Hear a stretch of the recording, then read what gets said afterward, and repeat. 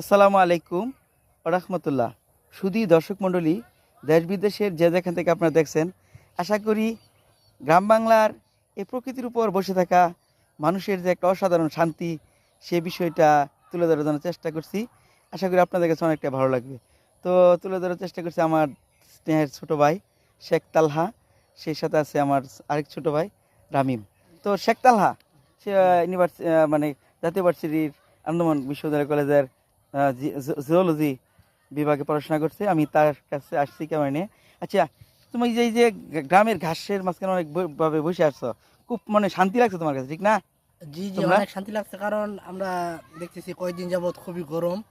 এই গরমের কারণে আসলে এই প্রকৃতি আসলে প্রকৃতির কাছে ফিরে আসতে হয়, কারণ বর্তমান সময়ে যে আমরা দেখতে পাচ্ছি যে তাপমাত্রা যে বৃদ্ধি পাচ্ছে, এটা প্রধান কারণ হচ্ছে বৃক্ষ নিধন।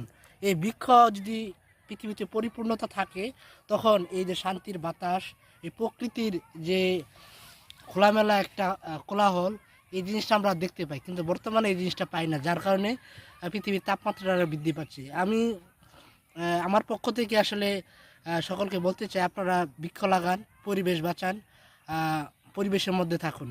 আর বিশেষ করে আমার ভাইয়ের যে ইউটিউব চ্যানেলটা অপরূপ বাংলা, আপনারা দেখবেন, কারণ উনি অত্যন্ত খুব সুন্দর ভিডিও বানায় গ্রামীণ প্রকৃতি নিয়ে। আশা করি আপনাদের ভালো লাগবে। ধন্যবাদ স্নেহের ছোট ভাই শেখ তালহাকে।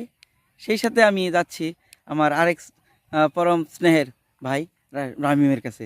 তোমরা যে ঘাসের মাঝখানে বসে আসছো, তোমাদের কাছে কেমন লাগছে, এই অনুভূতিটা দর্শকদের জানাও একটু। আসলে থাকি গ্রামে, তো আর এখন থাকা হয় না, থাকি শহরে। এরকম মানে পরন্ত বিকাল রোদ, নদীর পাড়ে বাতাস, তারপর পরে? গাছ সবুজ শ্যামল, এরকমটা চোখে পড়ে না ওরকম।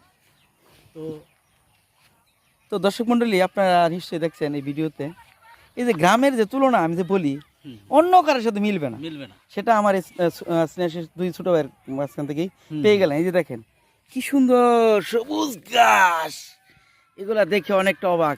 পিছনে আসে সেই হাজার হাজার ফল ধরা একটি পেঁপে গাছ। আসুন আমরা সবাই এরকম গ্রামের পরিবেশে বেঁচে থাকি, গাছ লাগাই, গাছের যত্ন নেই, গাছ থেকে আমরা নিঃশ্বাস নেই, গাছ থেকে আমরা অক্সিজেন পাই। ও ভাই, বক্তারা যা বলে সেটা আসলে না, সেটাই আমি বাস্তবে দেখানোর চেষ্টা করছি। ওই দেখেন পেঁপে গাছ। আসুন আমরা সবাই এমনভাবে গাছ রোপণ করি, আমাদের দেশকে সবুজ শ্যামল দেশ হিসেবে রূপান্তর করি। ভালো থাকুন সবাই। ধন্যবাদ সবাইকে। আসসালামু আলাইকুম রহমতুল্লাহ। আল্লাহ হাফেজ। আল্লাহ হাফেজ।